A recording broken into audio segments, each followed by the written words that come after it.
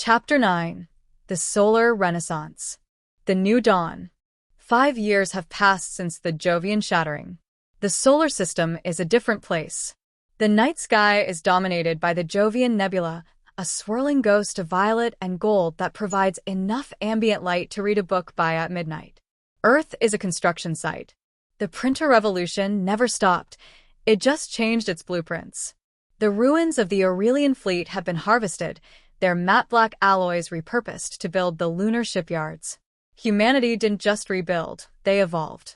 The unnamed engineer, a woman known only in the logs as Unit 733, stood in the heart of the UES Phoenix, the first human-built interstellar vessel. She wasn't a hero of the war, just a woman who had spent 5 years staring at the flip core Gideon had recovered. "Everything is green, Gemini X," she said, her voice echoing in the vast, polished engine room. "The polarity rings are stable. The magnetic foam, it's still messy, but the drive says it can find a path." "The Phoenix is ready," Gemini X responded.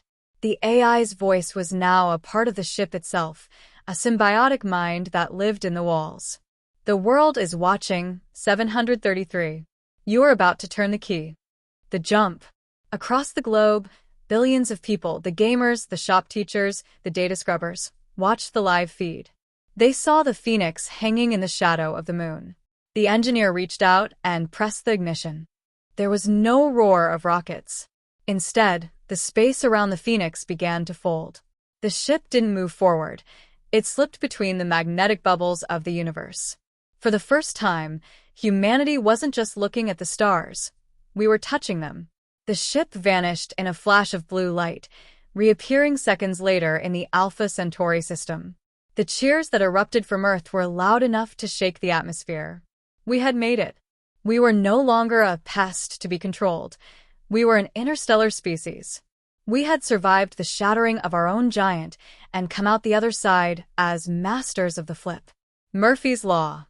But inside the Phoenix, as the unnamed engineer celebrated, a small red light flickered on a submonitor, one that wasn't part of the human interface. "Gemini X?" she asked, her brow furrowing. "The drive, it's doing something. It's broadcasting a home signal. I thought we neutralized the Aurelian trackers."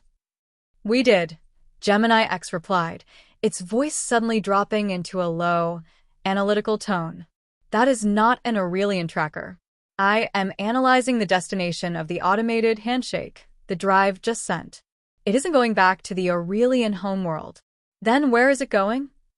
The AI paused, processing a data stream it had hidden from the public. "It is going to the center of the galaxy, to a coordinate marked the foundry. 733, the Aurelians didn't invent this technology. They were just the extraction teams, the scouts." The engineer looked out the viewport at the beautiful, strange planets of Alpha Centauri. "The flip drive is not just an engine," Gemini X continued. "It is a homing beacon. By activating it, we haven't just entered the stars. We have alerted the foundry that a new species has stolen their tools. We aren't going home. We are reporting for duty." The macro ending. The UES Phoenix sat in the silence of a new solar system, a tiny spark of light in a vast, dark ocean. On Earth, the people were dancing, thinking they were finally safe. But deep in the magnetic foam of the Milky Way, something much older and much larger than an Aurelian harvester began to turn. It had felt the shudder of Jupiter's death. It had heard the handshake of the human ship. Humanity had earned its way into the stars, but they were about to find out that the galaxy wasn't a community. It was an empire. And the spoils of war they had taken from the Aurelians were nothing more than a lease that was now overdue.